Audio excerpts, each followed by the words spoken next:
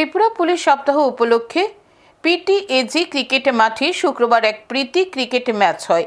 এতে Agartala press club team বনাম Tripura police দল মুখোমুখি হয়। সৌহার্দ্যপূর্ণ এই ম্যাচে ত্রিপুরা পুলিশ দল জয়লাভ করে। ম্যাচের শুরুতে ত্রিপুরা পুলিশ দল স্কোর বোর্ডে সংগ্রহ করে 154 রান।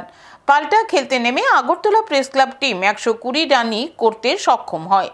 ম্যাচে উপস্থিত ছিলেন পুলিশের মহানির্দেশক অমিতাভ রঞ্জন, আগরতলা প্রেস ক্লাবের সভাপতি জয়ন্ত ভট্টাচার্য সহ পুলিশের অন্যান্য আধিকারিকরা। ম্যাচের পর দু দলের হাতেই স্মারক সহ চ্যাম্পিয়ন এবং রানার্স ট্রফি তুলে দিলেন অতিথিরা। Interpersonal, better coordination, more closer interaction with the press club and all the members of the media and press fraternity. हमेशा ही हमारा close रहा है. This time on the ground also it was very visible that despite competition, despite ups and downs in the game was played in spirit of brotherhood and everybody gelled together and played very well. That was the best part.